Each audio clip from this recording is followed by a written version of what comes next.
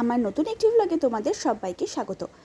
বৃষ্টির আপডেট পেয়ে আমিও কিন্তু সবার মতো বেরিয়ে পড়েছিলাম কলকাতার উদ্দেশ্যে।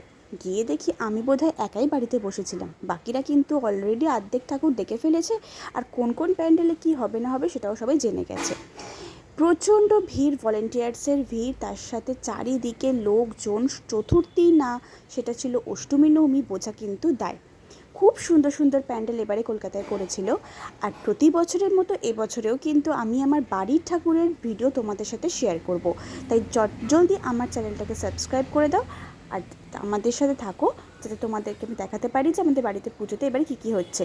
আর এবারে বাড়ির পুজোয় কিন্তু একটা নতুন চমক আছে। প্রত্যেকবারের মতো এবারেও কিন্তু নতুন একটা সারপ্রাইজ তোমাদের জন্য ওয়েট করছে, কারণ এবারে কিন্তু আমাদের বাড়ির মা নতুনভাবে সেজে উঠেছে।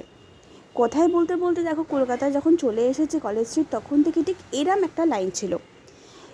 ঠাকুর অতটা দেখিনি, মোটপাট ভিড়টা দেখেই বেরিয়ে পড়লাম। আসার সময় এক প্লেট ঘুগনি নিয়েছিলাম, কারণ প্রচণ্ড ভালোবাসি ঘুগনি খেতে।